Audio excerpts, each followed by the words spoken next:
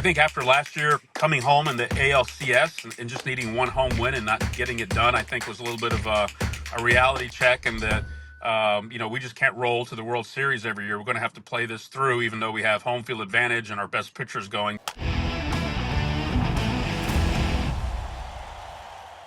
Brian McTaggart hanging out What's on up? the road again in the Coach. What's up, man? So Astros beat writer from MLB.com back on FT with us.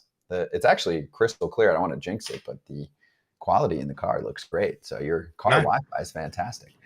But Brian, great to see you. I know you're just coming off hearing from Dana Brown and the Astros speak. So let's start there. What did they say about the end of their season and what's next? Yeah, they just had a press conference at Minute Maid. One of the buzzword for Dana Brown is that pretty much anything's on the table this offseason. They're not against, trading for some guys. They're not against going out and signing free agents. Obviously, they were disappointed with the way the season ended.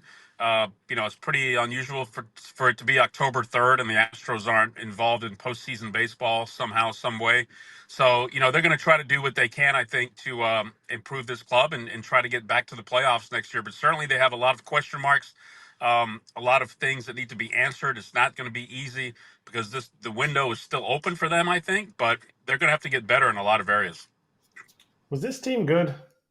Was this team they lost to the Tigers. They came out of a division that, like, with all the vaunted pitching of the Mariners, and then it's something else. Like, was this team actually good, or was this just hey, Tigers came in and they caught him they caught him with a big haymaker?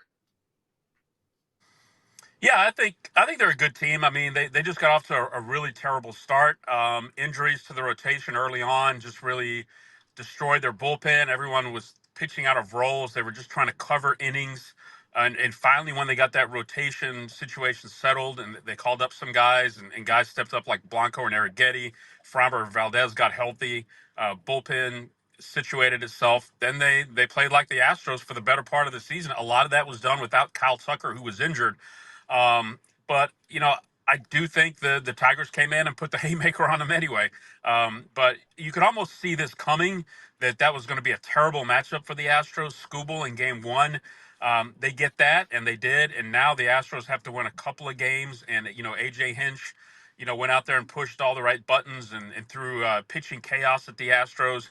And, again, they really have struggled to hit in the playoffs the last couple of years at key moments. And for some reason, they've lost 7 playoff games in a row at home, which is really hard to do.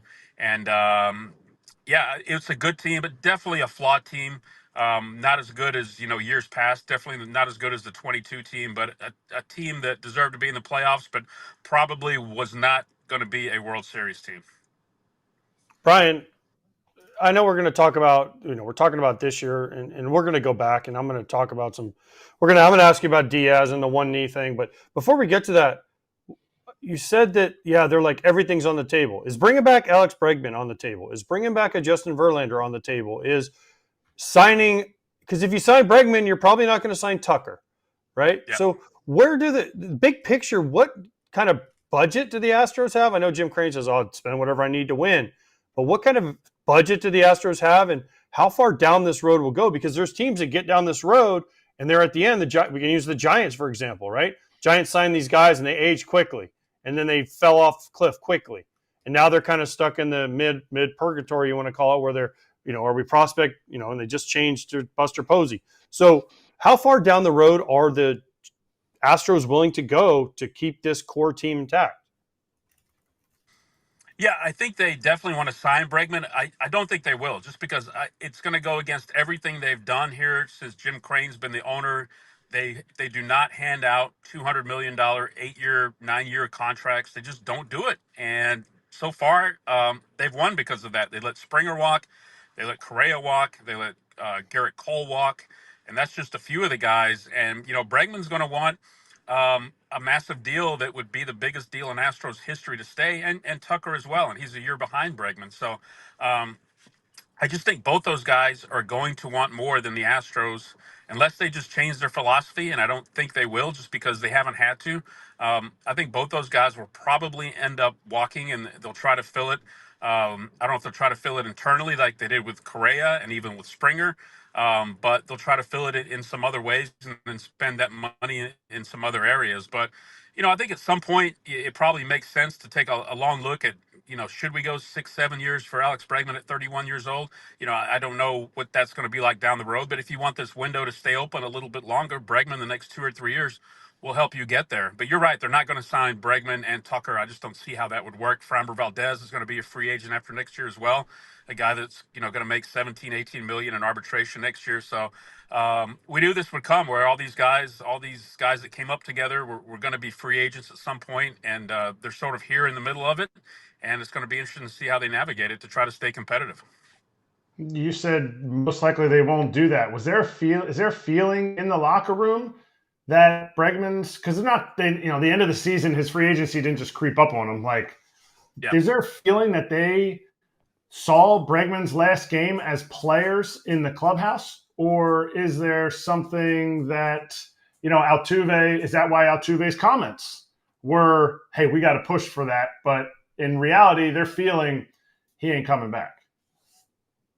Yeah, I think they feel that, and I mean Altuve's comments are probably going back to what I said. I mean he's been here 14 years, and he's seen all these guys come and go and not get signed as free agents and go on to other teams, and they just keep winning. And at some point Altuve doesn't want to be the last guy standing on a team that's on the decline. So his comments were really strong that, hey, we need to go out there and we need to resign Bregman. He said, I can't envision this being my last game. With Alex Bregman, and he even said that he would talk to Jim Crane about it if he had to. And Altuve is a guy who just signed an extension to remain an Astro for life. I don't think Bregman's certainly in a different spot. He feels he's going to be the best free agent third baseman on the market, so he's going to try to get a deal that's more market value for him, as well he should. But I think there was a definite air of finality in that clubhouse, sort of the way there was with Garrett Cole after 19. And Bregman even putting out that tweet saying "Thank you, Houston" almost seemed like a tip of the cap goodbye. So who knows? Maybe they come up with something, but certainly I think he's going to test free agency, and I think he's going to have a few teams that are going to be willing to pay him that money that the Astros just don't go in that deep end of the pool.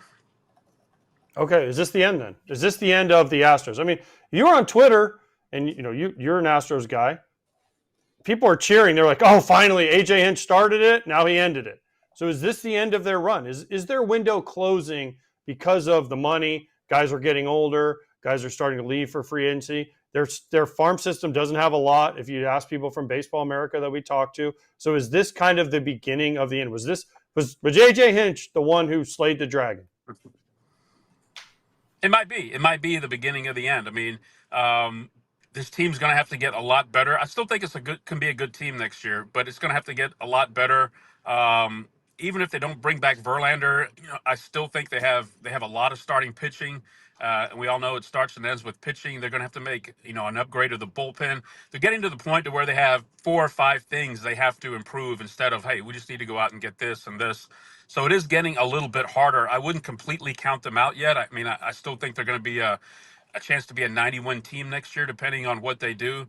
But are they the 22 Astros or the 19 Astros? No, they're not. They're not close to that. But they're still a team I think that is got a chance to be in the postseason. So I don't think Hinch slammed the door completely on the Astros. I think their foot's still sticking out, and it depends. Are they going to push that door open a little more and make some good moves this offseason and make themselves the team to beat again in the American League West? I mean, I think Jim Crane's going to go for it every year. I don't think they're going to take a step back or rebuild. So it's going to be a very interesting offseason to see how they do that with the free agents that are coming up and their payroll and how they fit all that together. Can you comment on the feeling before the series? Were the Astros nervous about the Tigers, or were they looking to see who they're going to play in the next round, see what's going to happen with other series, or did they take this team seriously from your standpoint, from your point of view?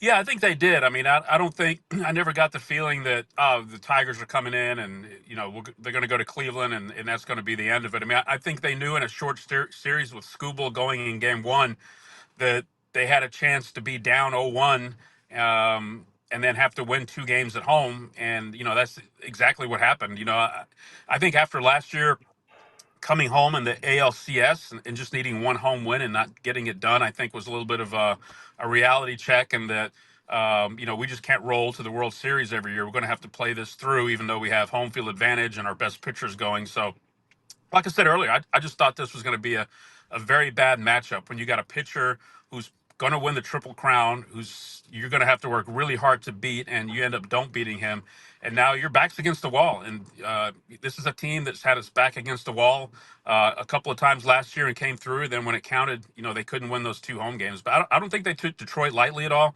I think they really thought they were in for a dogfight, and they were. The reason they went home was they scored 3 runs in 2 games. I mean, whatever happened with the pitching and the end of the bullpen yesterday, they scored 3 runs in 2 games. One of those was on a play at the plate where, Jake Rogers couldn't catch the ball, and then on a sac fly where Pena had to force the issue. Other than that, an RBI single in game 1, and that was it. They just could not get anybody to put the ball in the gap or hit a key home run.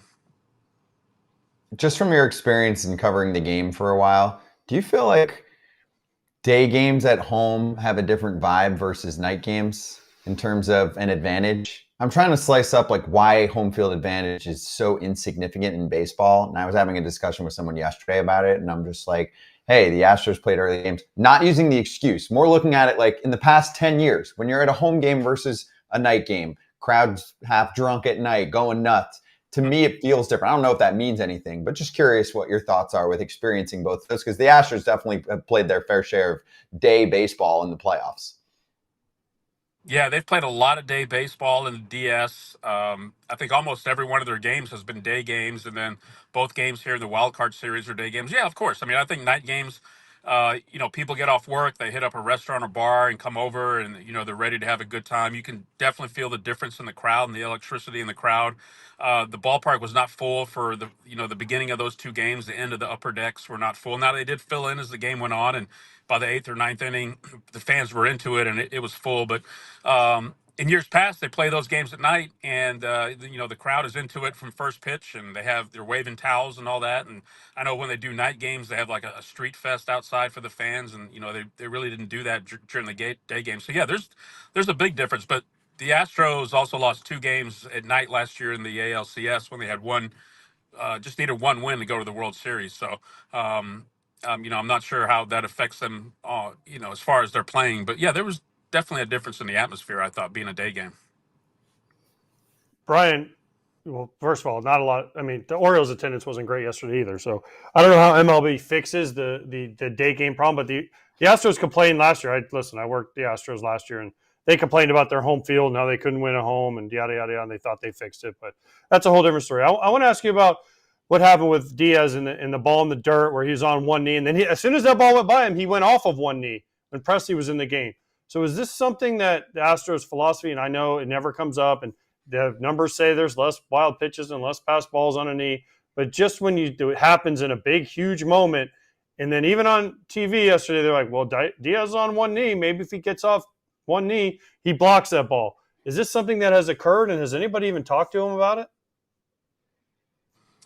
Yeah, I really can't answer that, AJ. I mean, I haven't really heard people talk about that too much. I did think it was interesting that when, Hader came in, he was going, straight fastballs, pretty much for the most time, and staying away from his breaking pitches. And so I don't know if that had anything to do with it. If he thought he couldn't trust Diaz to throw, some of his breaking pitches.